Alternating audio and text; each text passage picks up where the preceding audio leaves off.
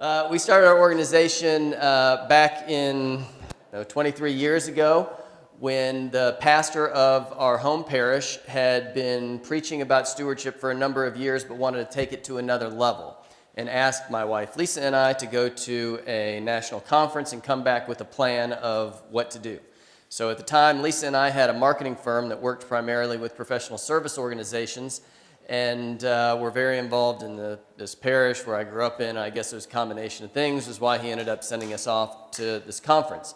So at the conference, we end up getting connected with Msgr McGread, hearing what he had to say about stewardship and the spirituality of stewardship, and right away we were kind of convicted personally in terms of our own life of, one, we started getting a better understanding of how we needed to be operating as disciples of Christ. Two, in terms of looking at the gifts that God had given to us.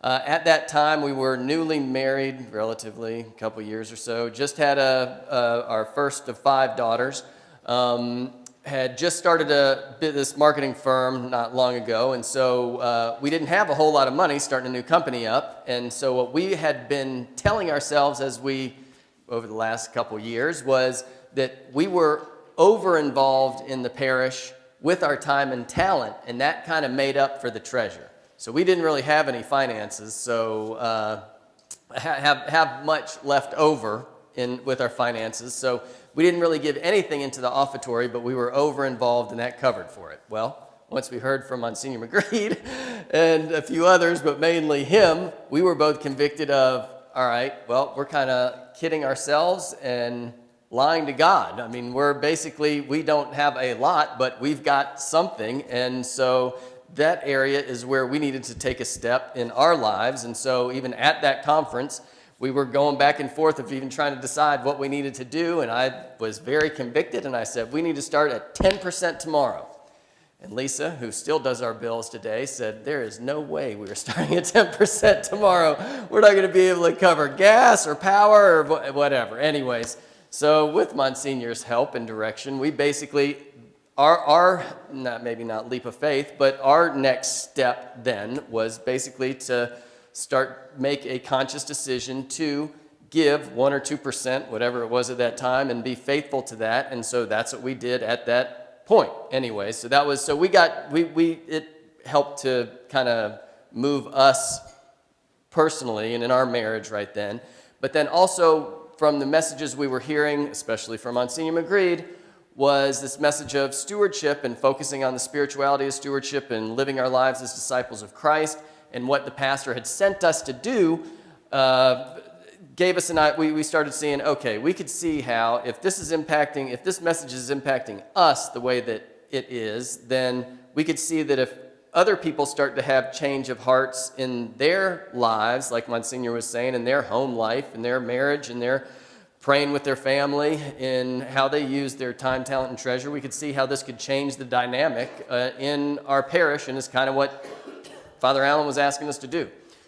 So we went back to the parish. We had put a plan together and said, not sure if this is going to work, but here's what we think we need to do based on what we assess. Now, not only did he want to take stewardship to another level, he wanted to incorporate a capital campaign that was for $2 million to restore the interior of this 150-year-old church that needed it desperately, and wanted that to be all under the same umbrella. Well, fortunately, we were too dumb or too green to know, or at least to have the education that maybe other people in the fundraising world or other worlds in the church world would have, where typically in parishes, even going back then to even going today, if you want to try to increase, get more volunteers, then you just focus on that. If you want to try to get a bump in the offertory, let's do letter writing campaign, guilt people into giving some more, and we'll end up getting a bump in the offertory. If you want to end up doing raising money for a capital campaign for a couple $1 million, just focus on that. Don't focus on anything else until you get that nugget. And once you get that nugget, then you can focus on other things. Or even if you had focusing on prayer and people growing in their faith in that way. Anyways, we did it all together, all at the same time, under this umbrella of stewardship in the way that Msgr described it. And And what happened was within that first year of doing this with this parish, they got recognized that next year by the International Catholic Stewardship Council as the best kind of stewardship parish and what they had done over the course of the year that year, and then got recognized again after that. And so some of what had happened was this was an inner city parish that was probably under 1,000 households, very mixed demographics. And what they experienced was they had more people coming to Mass on a regular basis, and this kind of grew. That happened this first year and then continued to grow the next few years. They had more people coming to Mass. RCIA program was increasing significantly. They increased a bunch of different ministries in the way that Monsignor talked about in terms of finding out what the needs of the parishioners were, offered what they needed, and ended up starting a lot of new ministries based on that. Lots of new volunteers ended up getting involved. The offertory ended up going up by about $100,000 at the same time as they raised this $2 million to restore the interior of this 150-year-old church.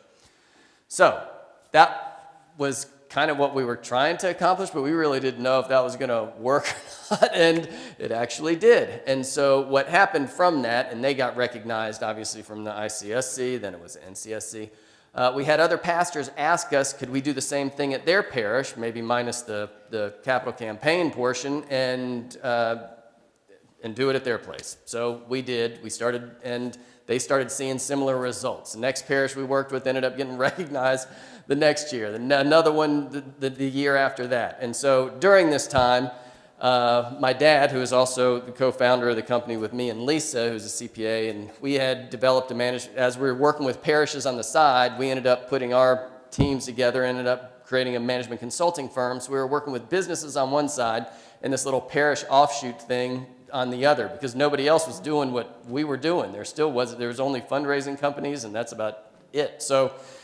anyways, as we did that, and more of the parishes were receiving these honors, experiencing these results in their parishes, seeing culture changes in their parishes, we kind of looked at ourselves and thought this was never a road that we were planning on going down ever. And but it seems like we're the only group that's doing that, and we're certainly not even trying to reach out to these people. They're coming to us. So maybe God's calling us to take a step in our life and to make a big change. And so we did, and we took a leap of faith and basically cut the management consulting side off one day. I mean, maybe more than a day, but I mean, we really did. We wrapped it up pretty quick and then just started working with parishes. And since that time, back in the early 2000s, we've worked with thousands of parishes all over the country. Parishes that have been like total stewardship parishes like St. Francis, who have been developing stewardship for a long time, to parishes who have never talked about stewardship before, to parishes that a lot of parishes that historically have only connected stewardship to money, and parishes all in between. Wealthy suburban parishes, rural parishes. Probably the smallest parish we've ever worked with is about 50 households. The largest was about 8,000 households. So we've had a pretty big breadth in terms of over the last 20 plus years of experience in working with parishes. And so with that, there are some things that we've learned and what we believe are best practices in developing stewardship to successfully develop stewardship in parishes. So I've got 8 best practices that I'll hit, and I'll open it up to questions kind of as we go, all right? And before I get into that, just again, going back to what Monsignor said, because again, I'm gonna talk about some X's and O's, but this really goes back to, this is not a program. We are not focused on this short-term program. We are focused on stewardship as a Thanksgiving way of life, recognizing that every single thing we have is gift from God. The breath each of us are taking right this second is gift from God. Now, how often do each one of us take that for granted? Every single day, all day long. But I mean, that's really where we're getting back to it. That's where Monsignor was getting to. I mean, every single thing we have, and not taking any of it for granted. or trying not to, working at that on a regular basis, and using these gifts that he's given us responsibly and returning a portion back to him. In thanksgiving, again, what Monsignor hit on multiple times, this is the thanksgiving way of living, in recognizing that everything comes from God. And how are we using that time that God has given us to grow in our own faith? How are we using the time that he's given us to help our spouses grow in their faith or strengthen our marriages? How are we using that to help form our children if we have children? How often are we praying with them? How often, again, with our talents in terms of how are we using the gifts that he's given us in our professional lives and non-professional lives, in our jobs and in what we're doing at not just at our parishes where we're involved, but in all different areas of our life, with our extended family and our treasure, our financial resources. What are we doing with that? How are we using that? Are we looking to God to help determine how we're using that, or are we just kind of focusing and doing whatever we want to do? So best practice number one. And what I'm going to do is I'll end up, Sherry's got everybody's email address. If she doesn't, she'll get whoever she doesn't, and we'll email this PowerPoint to everybody so everybody has it. All right? Okay, best practice number one, the pastor leads the way. This may seem just simple, but unfortunately, that's not always the case. To develop stewardship as a way of life successfully in any parish, the pastor has got to lead the way. He's the spiritual leader. He's the spiritual father of that parish. He's got to have the vision. He doesn't have to be the best visionary in the world. He's got to be a model steward. He doesn't have to be the best steward in the world, but he's got to lead the way. He doesn't have to do all the X's and O's. Monsignor McGread didn't do all the X's and O's, but everybody knew that Monsignor McGread firmly believed that stewardship as a way of life was all about living our lives as disciples of Christ day in and day out.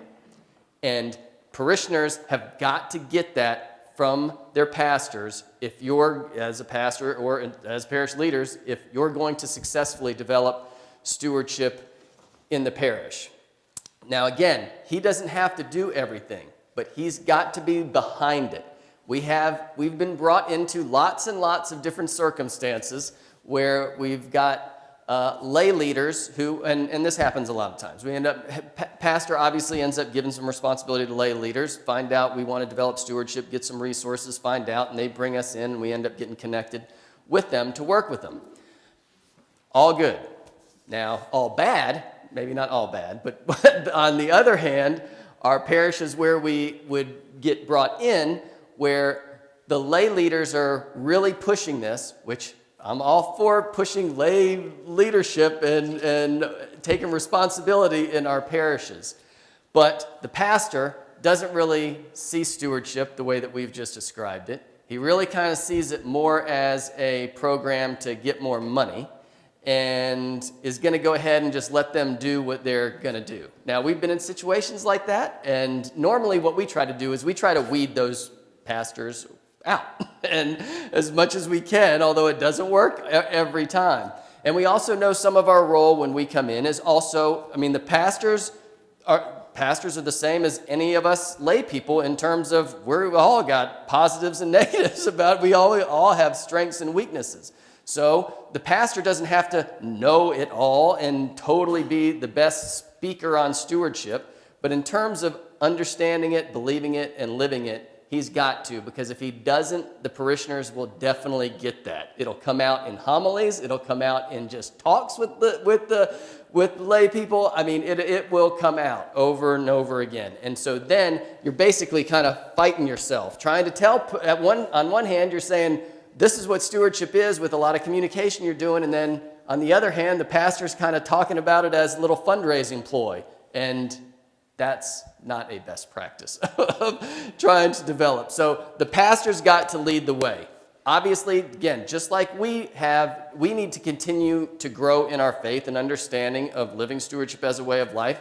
The pastors and associates, they're in the same boat. None of us are in heaven yet, so we're all still a work in progress. And so we totally see that, and we know that that's part of our role when we get brought in, is to help the pastor and associates with their formation as well.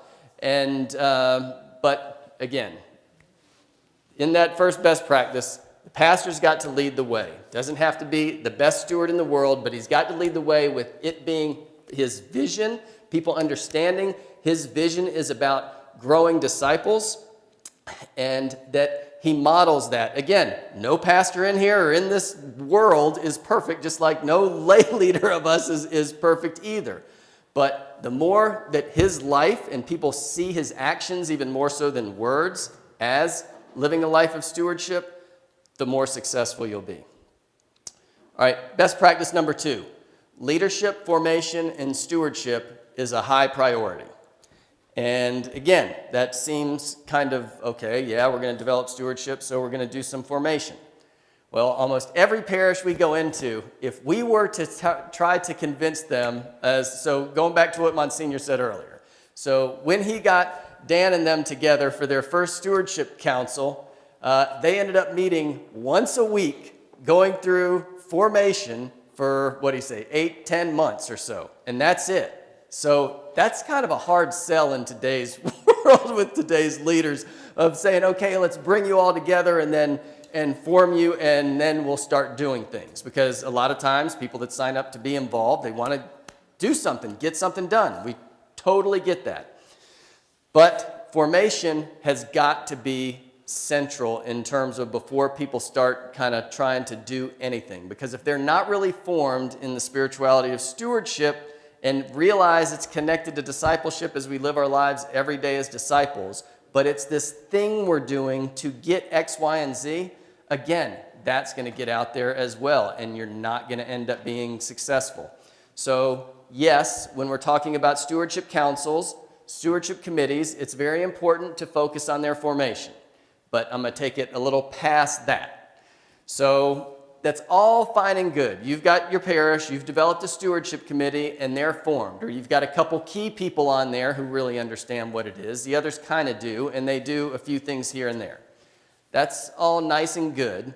But if we're focusing on best practices and focusing on forming the leaders of the parish who are supposed to be helping they're supposed to be leveraging the pastor and helping to run the parish. If it's only the stewardship committee that's focused or formed in understanding what stewardship is, it is going to be short-lived. Because in most parishes where they just start a stewardship committee, what they'll end up doing is get a stewardship committee, get them formed, they'll start wanting to do some things, and what's the first group that they'll run into where there'll be a roadblock? Finance is a good one. What's another one? Pastoral council, then I'll say even a bigger one than those two. Those 3, staff. Parish staff, finance council, pastoral council. You have got to get, if you want to successfully develop stewardship as best as you can, that best practice on formation for parish leaders, you've got to be serious about those 3 groups getting formation. Now, I know you pastors that go back, and as soon as you go to most finance councils, they're going to be like, what are you talking about? Why in the world do we need to understand that? We're just saying how the money needs to be spent. Well, if you're kind of in charge of helping to determine how to spend the money, might be good for them to be formed in understanding what stewardship really is and what we're trying to accomplish as a parish. Because the parish isn't just another organization, a country club that we're kind of figuring out what we're going to do and we get more people doing X, Y, and Z. We're trying to form disciples. And so I can't encourage you enough to have your staff, pastoral council, finance councils, have them formed in what stewardship is. The bishop's pastoral letter, Stewardship a Disciple's Response, is a good basic document to get everybody on the same page. So without trying to do different things, everybody's got to have some kind of common understanding of what you're talking about when you go back to stewardship that you can go back to. And so our recommendation is to start there. And at the very least, have them go through that, read through that, and walk them through what it means when we're talking about stewardship as a way of life. Okay, best practice number 3, stewardship is consistently preached from the pulpit, from the pastor, associates, deacons. So in successful stewardship parishes, the pastor, and if he's fortunate enough, which most of you aren't, to end up having some other support with associates, or depending on your diocese, you have deacons and they preach. As we just talked about the lay leaders in the parish, if those three groups that are preaching from the pulpit are coming at stewardship from three different directions, again, you are totally missing the mark and you're confusing your parishioners. So, and this is a tricky kind of subject that I get into a lot of times, because I'll get back from priests that, well, I don't want to tell him how to preach, right? I mean, that there's like a balance there of some, but again, as the pastor, you got to find that balance, and you just can't let associate X just run off and say, and the same thing with the deacons. Just like we're talking about the leaders, those that are preaching on Sundays, they need to be on the same page in terms of understanding what stewardship as a way of life is. Granted, you're going to come at it from different perspectives, but all too often what we see is we see it coming from not just a different take because of how I'm living it out, but I mean, not even understanding it. So in successful stewardship parishes, they focus on stewardship being preached from the pulpit consistently from those three groups. And secondly, what they do is they tie the weekly scriptures on a regular basis back to stewardship, or tie stewardship in.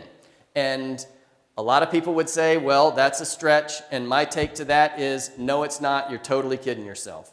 Msgr would say that he even if he didn't say the word, and we're not saying just say stewardship, stewardship, stewardship, stewardship, but he would say, or he did say, that he incorporated stewardship into every homily that he gave in one way or another. And any pastor out there, any bishop out there that would come and say, no, you can't do that for one reason or another. I mean, we do it ourselves in terms of connecting the weekly scriptures to stewardship and what we put out on our blog and have been doing for years. I mean, there's total connections every single week. And again, it's not just about just throwing the word stewardship to stewardship out there, because it's about how we're living our life as disciples of Christ, which is what, I don't have my Bible here to pick up, it's in my bag, but is what we're reading and following the scriptures for. So stewardship needs to be consistent in terms of being preached from anyone that's preaching from the pulpit, that's the pastor, associates, deacons, but then also it needs to be preached year-round. Too often, parishes will, or in parishes that are not successful, they'll end up focusing on stewardship kind of one time a year. Well, now it's stewardship time. We'll preach about it, and then it just kind of goes dead. So successful stewardship parishes, they tie the weekly scriptures to stewardship on a regular basis year-round. All right, best practice number 4, kind of playing off of that in terms of going from homilies to communication across the board. Best practice number 4, stewardship communication is year-round. So yes, the pulpit, extremely important with homilies. But then in all of your other communication materials, if you're only hitting on stewardship, again, if at all, it's once a year, then what's that telling your parishioners?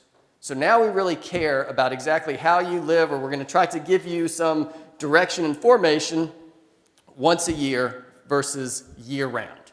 And in successful stewardship parishes, they focus on sharing the message of stewardship in various ways throughout the course of the year.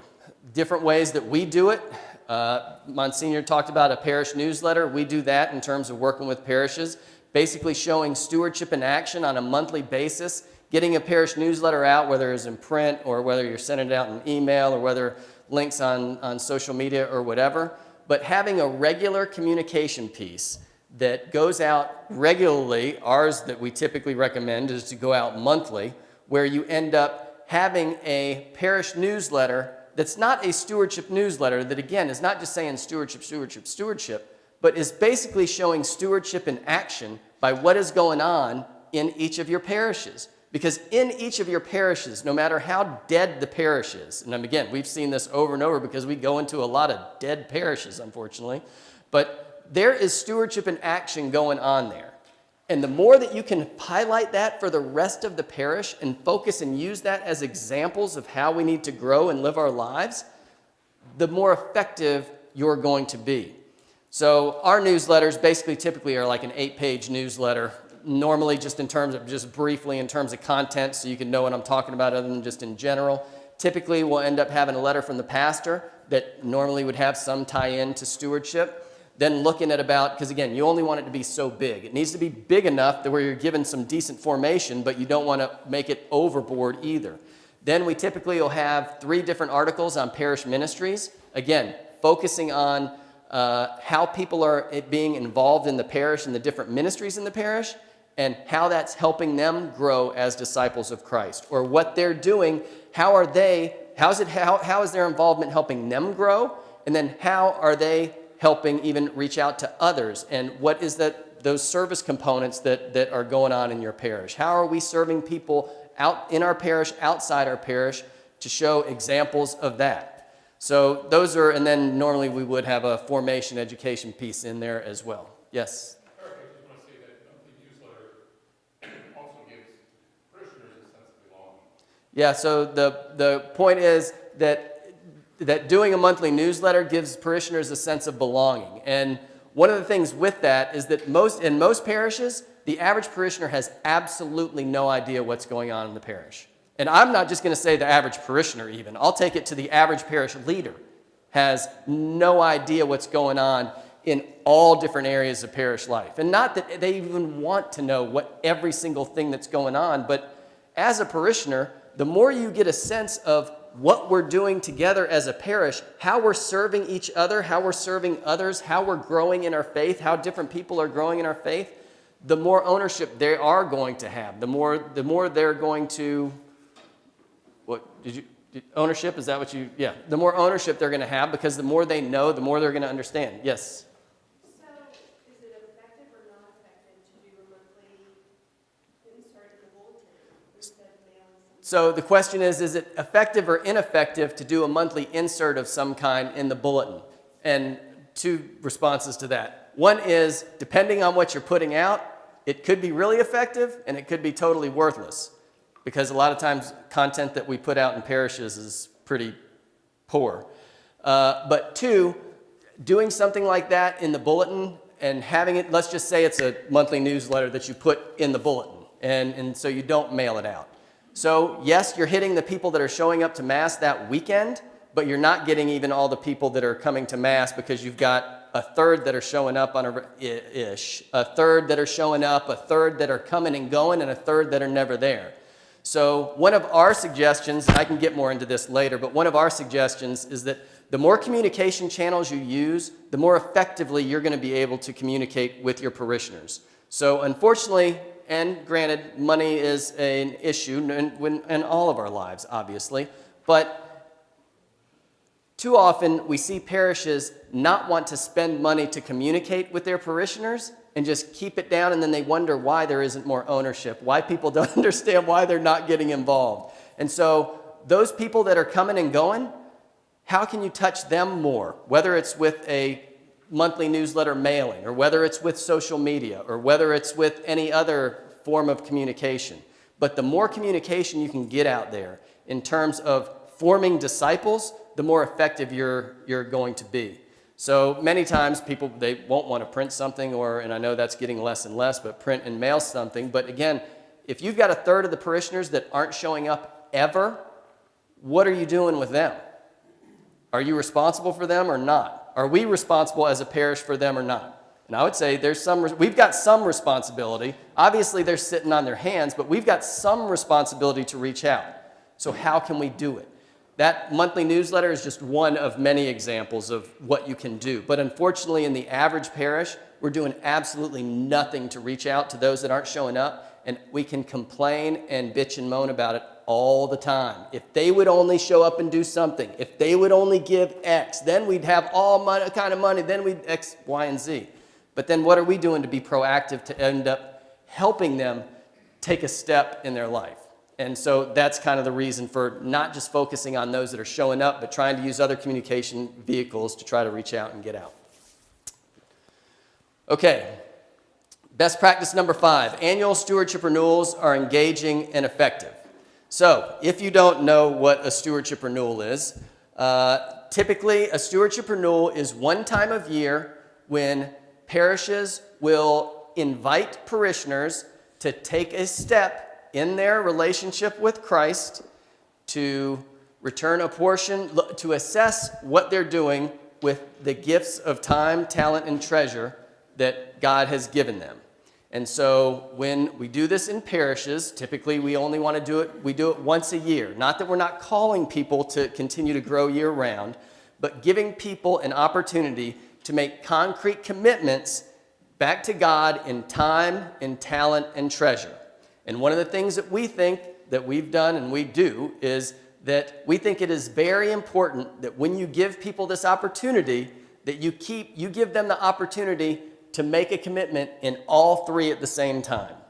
And I'll give a couple examples. The first example is that if you don't do that, then like at the time when Lisa and I went to that conference ages ago, if not just at that conference, but if we were doing a stewardship renewal at our parish at that time, and all they focused on was time and talent, we were pretty, we weren't exactly where we needed to be, but we were pretty solid in terms of where we thought we were in that area. We wouldn't have probably we were probably over-involved, truthfully, than we should have been.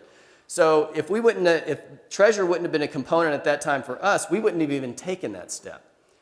And again, the same example goes for somebody that is already giving financially what God's calling them to do, but they need to get more involved in the life of the parish. That's where God's calling them. Or maybe parishioner X is giving what God's calling them to do financially, is involved in the life of the parish and outside service and other things the way that he or she is supposed to, but she and her husband have 3 kids at home and never ever pray with their kids on a regular basis other than meals. And that's where their first step is. So the more holistic you make it, giving them the opportunity to make a commitment, not telling them they need to make commitments in all 3, but inviting them to return a portion back to God based on where He's calling them to take a step. If you keep all 3 there, you're giving the parishioners the opportunity to take a step in one of those different areas instead of keeping it too tight. Second reason we strongly encourage parishes to include all 3, time, talent, and treasure, together and during a stewardship renewal is that in parishes where, and I know I always have detractors that say, no, we do it, we break them up and it's okay. Well, and it's worked well. Every time we've come into a parish where they were doing time and talent, just say in the spring, and then they were doing a treasure renewal in the fall. When we go and look at what they did, the time and talent portion was almost every time a joke and not serious effort put into it. But then when we look at the treasure portion of that stewardship renewal, that's when they're really intense about their sending letters, putting pressure, trying to get people to make commitments to the offertory. That's where it's placed, which again, what does that then go back to?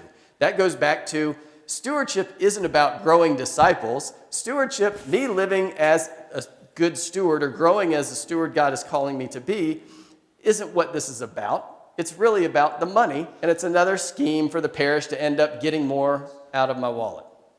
And let's just say that you go that route, or you even do a offertory increase program tied into that. Because again, that's what a lot of fundraising companies do. They'll, as pastors, a recent pastor I met with was saying that, I asked the 2 neighboring pastors what they do for stewardship each year, and they said they use our Sunday visitor to do their offertory increase appeal. So that's their stewardship. Which again, so that's part of it, but those people are basically getting stewardship equals money. That's it. And for long-term growth and in successful stewardship parishes, you've got to do as much as you can to eliminate that, where it's not the dollar stewardship equals the dollar sign. And effective annual renewals that are effective and holistic help not only with that individual parishioners that are making those commitments that year to give them an opportunity in one of 3 or all 3 different options, but it's also saying something to them that if you put the time, the effort, the professionalism into doing a solid and effective stewardship renewal, then you're communicating that this holistic message is what we're focused on. If you break them up and you just kind of do time and talent, and it's just more of an aside, but then they see the professionalism on the let's make some real financial commitments to the offertory. Without you saying it, it automatically says something to the parishioners. And then when you do that year in and year out, it ingrains it more and more and more. So it's hard to get away from. And the last thing I'll say on that is, I'll get you right after this. Okay, go ahead. Is there a time of the year that's more productive? Okay, so the question is there a time of the year that's more productive to have annual stewardship renewals? With the parishes that we've worked with over the last 20 plus years, and just in parishes in general, I would say the fall is when 80-85% of them do them sometime between once the kids get in school up until maybe the weekend before Thanksgiving. But we have parishes and have worked with parishes that do them all year, not all year long, but at different times of the year. It really goes back to the decision is what's best for your parish. When is it going to make sense for us to do it in our parish year in and year out? Because if we haven't done one before, or we've done them in the past and it's just been here and there whenever, you want to consistently focus on a time of year when you're going to have it over and over again. Because one, you're asking parishioners to make annual commitments, not just something this next week, but what are you committing to God that you're going to be intentional about this next year in your time, talent, and treasure. So you don't then 6 months later want to then come hit them up again. Again, we end up just beating it down. Okay, now we want you to make another one. So whenever your parish will be able to, when it seems like it's going to work best, and when how you're going to stick with it year in and year out. And then the last part I'll hit on that is the follow-up. So we have one of the big issues that we see in terms of, again, stewardship. Parishes trying to develop stewardship holistically, but then ended up kind of shooting themselves in the foot, is you give people this opportunity to make commitments in time, in talent. In time, we're focused on personal prayer, family prayer, reception of the sacraments. Talent, recommitting to parish ministries, making new commitments to ministries. Treasure, making an annual pledge to the parish offertory. When we give people the opportunity to sign up and get involved in the life of the parish and sign up for a ministry, most of the parishioners on your rolls, not most of your just active parishioners, but even a huge part of your active parishioners, most of your parishioners on your rolls are not involved in any area of parish life. So if they were to sign up and say they want to be involved in this outreach ministry or this service ministry or this whatever ministry, and they get blown off and not followed up with, it's a super vicious cycle of, they care about one thing, and it's not me. They care about the finances, not about me. When parishioners do that, it may be easy for me or Lisa or any of you that are more active in the parish to take a step and get involved in something. Most parishioners are not like that. The average parishioner is not. So if they make a commitment to get involved in a ministry that they've never been involved with, that could be as big as somebody writing a $150,000 check to you, or even bigger than that. So once they do that and take that step, it is imperative on us to welcome them in, which basically means you need to have a super solid follow-up plan to, one, follow up with all the different leaders in the ministries, to make sure that they're welcoming those parishioners in as best as you can, and then when you see that hasn't happened in 1 or 2 or 20 instances, you need to be ready to do something. Maybe not right then, but at the very minimum, you've got to reach out to those people that signed up for that ministry, one, at least just to apologize. And I'm not saying the pastor makes all these calls. You end up having stewardship council or whoever, but you end up, you've got to at least apologize and then maybe try to redirect them. One of the things that we've done, and I'm not going to get into this right now, I get into it a little later when we do some Q&A, but what we've done is we created this web application called Stewardship Pro that even this next year we're taking mobile, where basically we're able to track every single commitment that is made for all time, talent, and treasure commitments. And then each ministry leader, unlike the parish database, each ministry leader is able to have access to their lists in real time as they're getting entered. And then the stewardship council, pastor, whoever, is able to oversee and see how this process is playing out and what ministry leaders are actually welcoming people in and which ones aren't. And the whole reason we got into that was we couldn't find any parish database system that would actually follow it up like that, where we could have some accountability with parish leaders and at least within a certain percentage know how many did or didn't welcome people in. All right, so last three here, and I'll hit them pretty quick. Best practice number 6, the 4 pillars of parish stewardship. And we're going to get more into this in the next presentation after dinner, after lunch with Father John Lansrith. But just so if you don't know, the 4 pillars of parish stewardship are, and in this order, hospitality, prayer, formation, and service. So real briefly, and Father John will get more deeper into this, hospitality, if people don't feel welcome, they're just not going to show up. And as Monsignor said and brought that up in his video, even just taking it from there. And you all, I'm sure many of you experience this or see this in your local community or communities you've been a part of in parishes, where you end up seeing parishioners that are Catholic and have been lifelong Catholic go to non-denominational churches. Why is the reason they're doing that? On average, what's the main reason they typically are doing it? Because they feel like people care about them, versus coming to Mass and sitting in the same pew every single week at 10 a.m. Mass next to Eric and Lisa McArdle, who haven't said boo to them that sit next to us or in front or behind us. And that's just got to be, that's something every single parish needs to work on. So in that best practice of the 4 pillars of parish stewardship, not just throwing that out there, but parishes that are striving to get better and intentionally improve the hospitality in the parish, the prayer opportunities in the parish, the formation opportunities in the parish, and the service and outreach that you're doing, that the parish is doing. And like I said, Father John Lansrith is going to get deep into the 4 pillars in our next session, and then some of our other presenters will focus on some of those key pillars in their presentations as we go through these next couple days. Best practice number 7, the offertory is the primary focus for financial giving. And I'm going to break this down kind of quickly and simply, and I'll say it like this.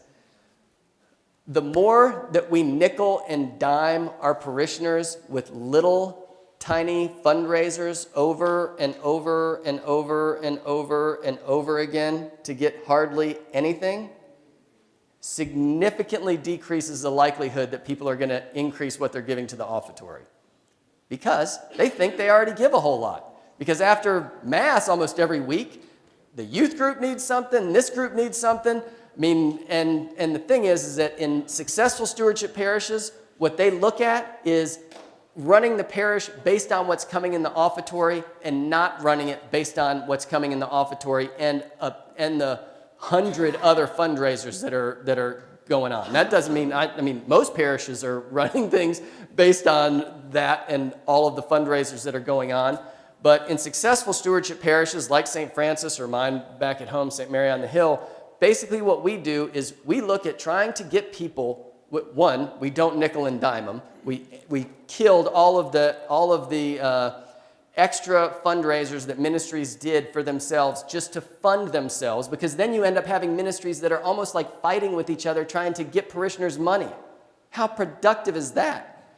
So if you eliminate that, focus on those ministries actually getting a budget from the offertory and then focusing on people giving into the offertory versus all these fundraisers, that's where you see successful stewardship parishes. That's one of the reasons, but the offertory being a primary focus of financial giving and not a bunch of fundraisers is definitely a best practice in successful stewardship parishes. Now, to get from where you're at to that, yes, most parishes can't necessarily do that overnight, but you need to look at working and moving in that direction. And then best practice number 8, last one, stewardship formation is a lifelong process for the parish and for us as individuals, as individual disciples. Stewardship formation is a lifelong process for the individual, for the family, and for the parish. Too many times we'll get invited or brought into parishes, and again, we try to we try to dig these out and not work with these parishes, but a lot of times parishes will want to start developing stewardship just to get a bump in the offertory, to get a bump in involvement.